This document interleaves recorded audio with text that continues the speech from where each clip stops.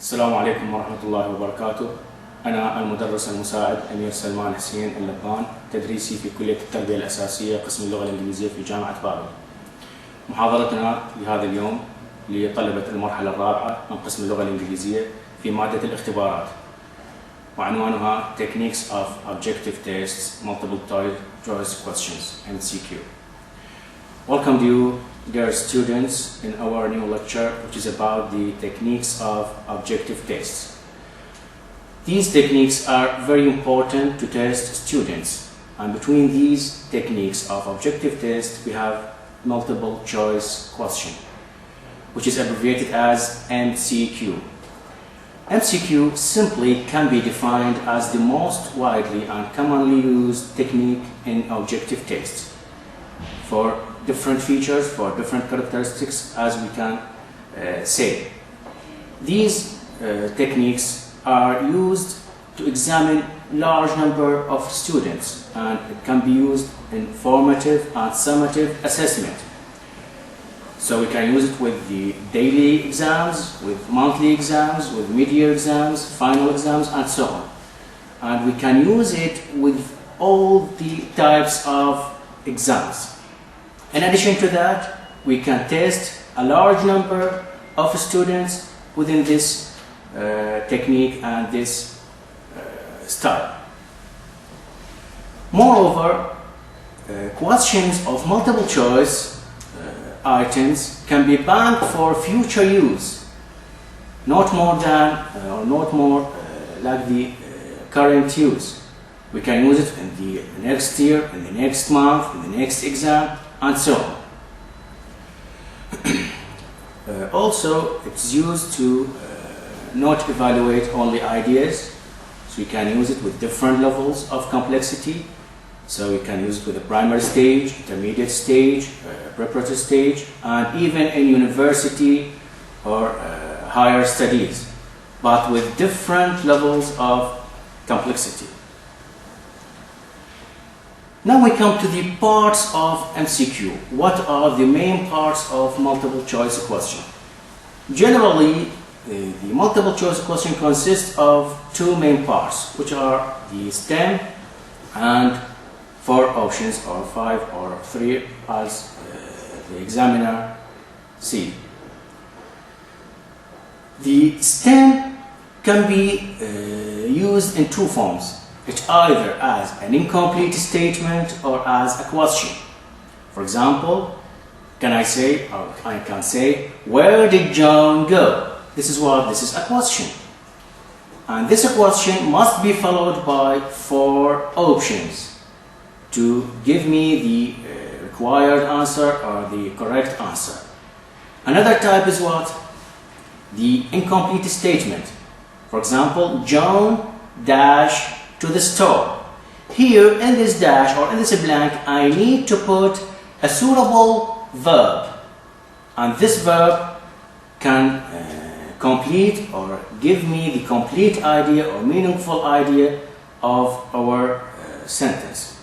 This is the stem.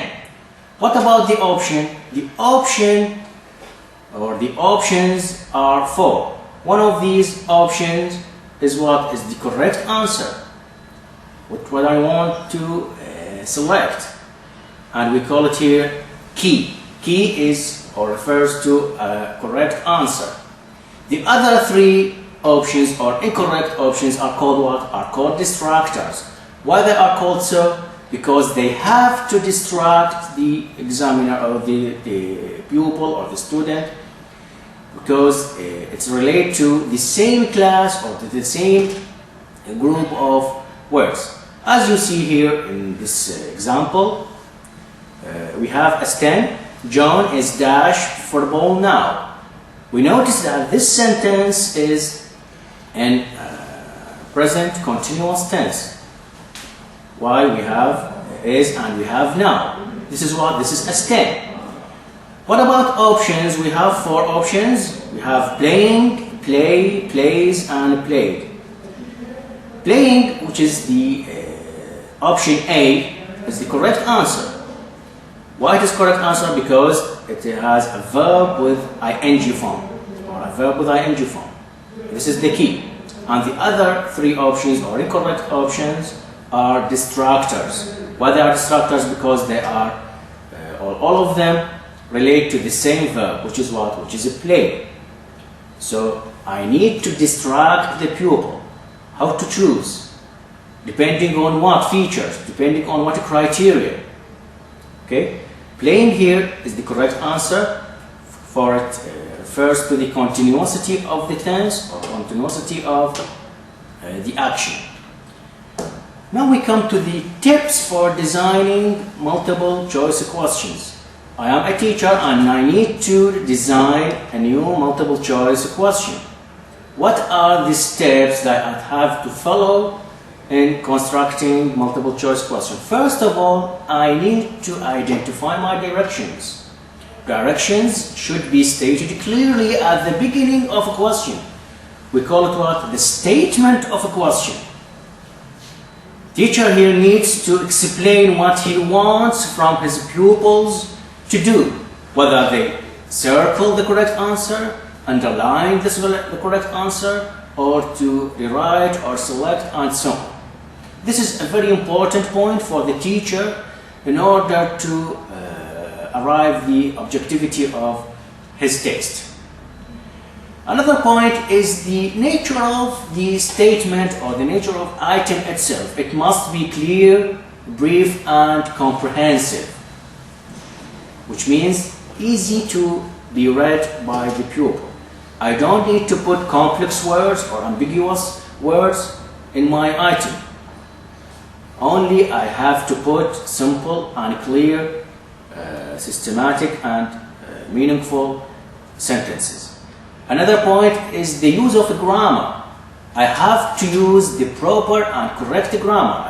I have to write grammarly in my items. In order to, in addition to using of punctuation marks. For example, if I put a question, I have to end my question with a question mark or put a question mark at the end. When I give a statement, I need to put a period at the end of the sentence. When I put an exclamatory sentence, I need to put an exclamation mark at the end of the statement, and so on. Moreover, what relates to the alternatives, by alternatives I mean distractors. All distractors must relate to the same class as we said previously at the beginning of the lecture. For example, if I want a verb, I put in my mind that all options are what? Are verbs. I don't need nouns, I don't need adverbs, no need adjectives and another classes of words. Just only verbs that relate to the same class as we took in our exam, or in our example, sorry. By the verb play, we put a play, plays, played, and playing. All the derivations of the same verb must be put in distractors in order to distract pupils in their answer. Also, the item should be free of irrelevant words. I don't need to put long and ambiguous sentences. Just the required information must be stated in my sentence. I don't need an extra explanations, an extra additions in my examples. Just the required information must be put in the item.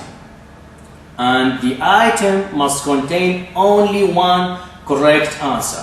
Why we do so? Because the reliability of the item or reliability of the question.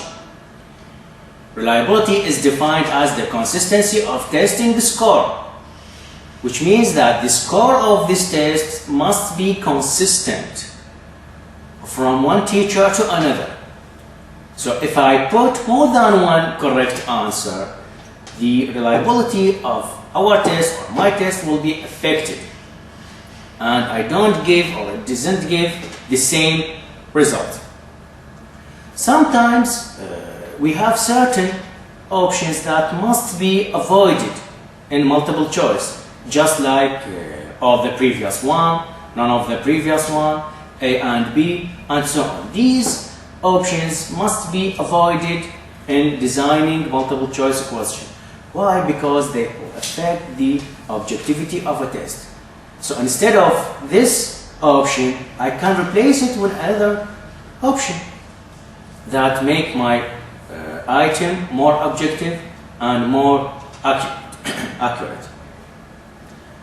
Also, what relates to the location of correct answer, it must be different from one item to another, and you have to keep in your mind that the location must not be fixed. For example, you don't put A, and so on. Try to make your answers different. A, C, B, A, D, and so on. This will avoid guessing and answering by chance. After that, we come to the advantages and disadvantages of multiple choice question. As we know that there's no perfect technique at all. All the techniques and all the tests, whether objective or subjective, have advantages and disadvantages, and we don't have a perfect technique. Till now, we don't have a perfect technique. So between the advantages of the multiple choice question, that its easiness of answering, it can be answered in a short time. Here the pupil or the student doesn't need a long time or an extra time to answer this question. He has to just take the correct answer or write the correct answer. Number 1, A. Number 2, D. Number 3, B, and so on. This process doesn't take a long time in answer. In addition to that, it can cover the large amount or large material. Why? We can include the whole material in one single test rather than the objective test. For example, if I have 6 units or 7 units, I can include or put one item for every or from every unit. And so I covered the whole material that is included in the exam. What about the marking? The marking here is also easy because it doesn't need a reading. The teacher doesn't want or doesn't need to read the correct answer or the answer of the students. He doesn't need to check the grammar, the spelling, punctuation, coherence, cohesion, and so on. All of these points don't need a long time. He just keep in mind or put in a sticker or a piece of work in front of him and check his or this answers. Moreover, as we said previously, it can be said for different levels of difficulty or of complexity. We can use the multiple choice question with primary stage, we can use it with intermediate stage, the preparatory stage, and even in the university stage. What's the difference here is what? Is the level of complexity. I put the simple or bring simple items for primary stage and complex items for the university students. The large amount of students or large number of students can be undergone in the multiple choice question. I can test a large number of students. For example, if I have 200 or 300 students, it's impossible to test them with a subjective test. For I need to read the whole answer for every student, to check grammar, check spelling, check punctuation, and check general idea. But here, I don't need so. I just put the correct answer or the key answers in front of me and check or take the answers according to this answers or these keys. And finally, it's usually free of ambiguity and it restricts the pupils with a specific area. For I have a multiple choice, it means that the answer is specific or it is specified. It doesn't take different ideas or different perspectives. The answer is in front of you, and the correct answer is in front of you also, and you have to just select your correct answer without giving your opinion, without giving your ideas, without giving any additional information. These are the main advantages of the multiple choice question. What about the disadvantages? Also, we have certain disadvantages for this type of techniques. For example, the writing of technically sound items is a difficult job. We know that the designing of objective tests in general, not only MCQ, is difficult. Why? Because it needs a clear selection of item, a clear selection of options, and these options, as we told you, or as I told you, must be similar or from the same class of words. And it takes a long time of construction, just rather than the subjective test. In subjective test, we don't need to write 10 items and 4 items or 4 options for every item. We just put a question. For example, I can say, what are the advantages of multiple choice question? This is a subjective test. It doesn't take a time. Just 5 or 6 words construct or leads to a question. But when I need to or come to design a multiple choice question, I need to put, for example, first 10 items. For every item I need 4 options. And these options must have certain characteristics or certain features. Okay? So this point makes the constructing and writing of multiple choice question or objective text in general as a difficult job. The number of distractors or incorrect options also is a difficult job for the teacher. And it's difficult for him to choose or to write the identical words. For example, if I look for grammar or I test in grammar, it's difficult for me to put 4 similar words or 4 related words as distractors. Finally, the result of this test can be interrupted or distributed by what? By the guessing.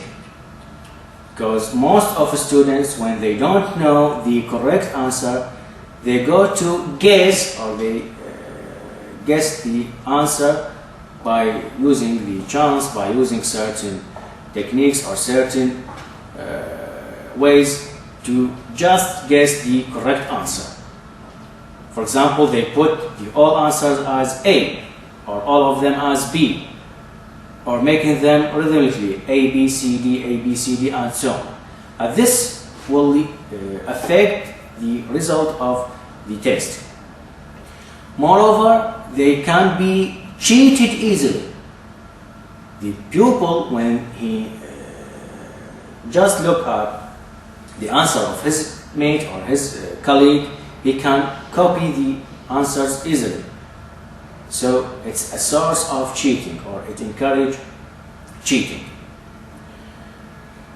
Also, the negative influence of the classwork is resulted from the objective test, because the teacher will not be able to test the students' ability of writing, the opinions, their ideas, their grammar, how to write grammarly, how to write correctly. All of these features cannot be measured or assessed by the teacher, because they only select the correct answer without any prediction, and it is concentrated on recognition level only. And finally, on the last point, it encouraged guessing, as I told you, and will affect the exams or the results of the exam. This was our lecture today in multiple choice question, and I will meet you in another lectures, in other subjects in testing. السلام عليكم.